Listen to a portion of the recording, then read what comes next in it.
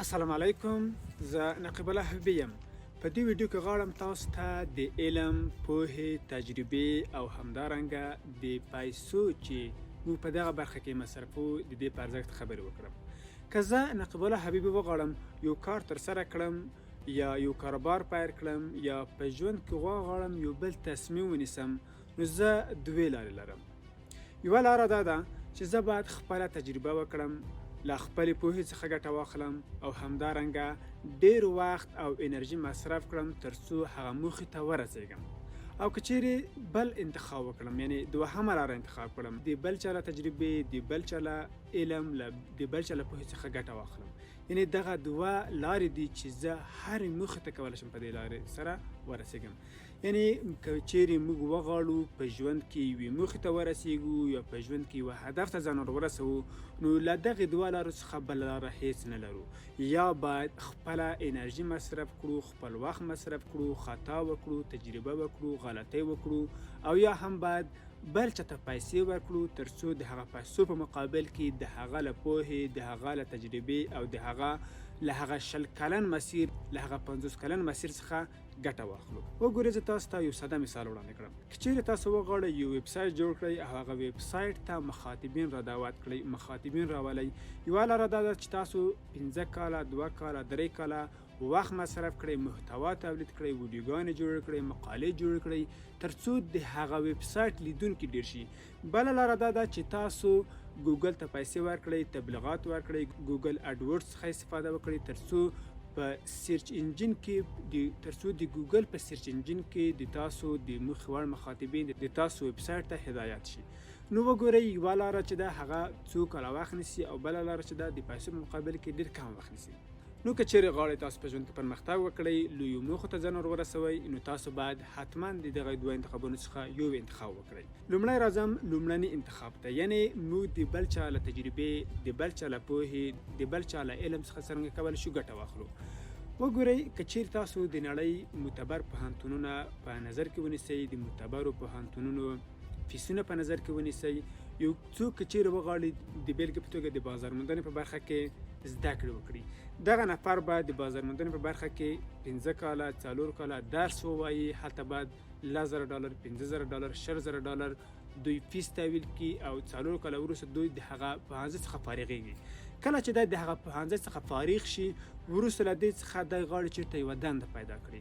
نو دی کله چې دنده پیدا کوي، مقابل لوری ورته وایي چې تاسو تجربه نه لرئ.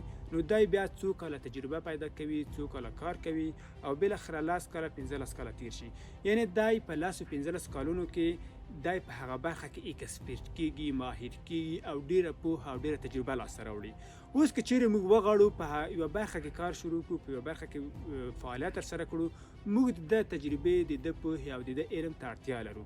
یعنی موږ که چیرې وغواړو یو کار ترسره کړو، نو موږ آیا ضرور ده چې خپل وخت، خپل انرژي یو ځای کې مصرف کړو او یا هم د ده له تجربې څخه، د ده له پوهې څخه او د ده له علم څخه ګټه واخلو. نو موږ باید د خپل ځان پانګونې ته، د خپل ځان ارزښتونو ته ډېره پاملرنه وکړو. وګورئ، موږ داسې باید فکر ونه کړو چې لکه بعض خلک داسې فکر کوي چې هر څه باید وړیا وي، یعنی هر څه چې موږ لاسته راوړو موږ باید هیڅ هم د هغه په مقابل کې ور نه کړو. نو تاسو داسې فکر باید ولرئ، یعنی هر څه چې زه غواړم لاسته راوړم، د هغه قیمت باید ادا کړم، د هغه ارزښت باید زه مقابل لوري ته هم ورکړم. یعنی که زه د مقابل لوري له پوهې څخه، له تجربې څخه استفاده کوم، د هغه قیمت څومره دی، د هغه قیمت زه باید ورکړم. یعنی یو نفر فرض کړئ چې په یوه برخه کې سیمینار وړاندې کوي، هغه څومره زده کړې په هغه برخه کې کړې وي، هغه څومره تجربه په هغه برخه کې ترلاسه کړې وي، بالاخره موږ ورځو د هغه د سیمینار څخه، د هغه د 20 کلنې تجربې څخه، د هغه له زده کړې څخه چې هغه په ټول عمر کې ترلاسه کړي دي، په 1000 افغانۍ، په 2000 افغانۍ، په 15,000 افغانۍ له هغه څخه استفاده کوو. نو دا فکر مه کوئ چې هغه سیمینار دی، هغه کتاب دی، هغه زده کړه دی، هغه تجربه دی ماته په وړیا ډول سره را انتقال شي، بلکې هغه څه چې تاسو ترلاسه کوئ د هغه قیمت باید تاسو ادا کړئ، د هغه قیمت تاسو باید ورکړئ. نو تاسو د خپل ژوند چې کوم عواید لرئ، د هغې یوه برخه اختصاص کړئ د خپل د ځان پرمختګ ته.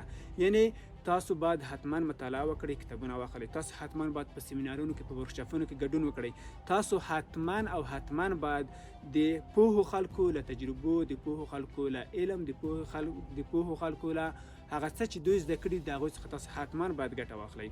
یعنې داسې فکر مه کوئ چې تاسو هر څه باید وړیا ځان ته راوړئ، هر څه تاسو کولی شئ په غیر له پیسو څخه ځان ته ترلاسه کړئ، بلکې د هغه څه شي چې تاسو ترلاسه کړي دي د هغه قیمت حتما باید تاسو مقابل لوري ته ورکړئ او په ځان باندې پانګونه وکړئ. پانګونه تنها دا نه ده چې تاسو چېرته پیسې مصرف کړئ، تاسو چېرته یو کاروبار شروع کړئ، بلکې تر ټولو مهمه پانګونه دا ده چې تاسو په خپل ځان باندې پانګونه وکړئ، په خپل ځان باندې مصرف وکړئ، د خپل ځان پوهې، د خپل ځان مهارتونو ته ډېره پاملرنه وکړئ. هر څومره چې تاسو ډېر قوي شئ، هر څومره چې تاسو ډېر ځواکمن شئ، په هماغه اندازه تاسو کولی شئ چې ډېر کارونه ترسره کړئ. نو دوه انتخابونه لرئ. یو انتخاب دا دی چې د بل چا د پوهې، د بل چا د علم، د بل چا له تجربې څخه ګټه واخلئ. بله لاره دا ده چې تاسو خپله تجربه وکړئ، خپله پوهه ترلاسه کړئ او ډېر وخت دغه نیسئ، یعنې خپل وخت اختصاص کړئ. نو تاسو حتما د خپل ځان پرمختګ ته پاملرنه وکړئ. تر بل ویډیو به مې په الله تعالی سپارم. حتما دا ویډیو له خپلو ملګرو سره، له خپلو انډیوالانو سره شریکه کړئ تر څو تاسو د هغوی په پرمختګ کې یو رول ولوبوئ. همدارنګه زما د یوټیوب چینل هم سبسکرایب کړئ.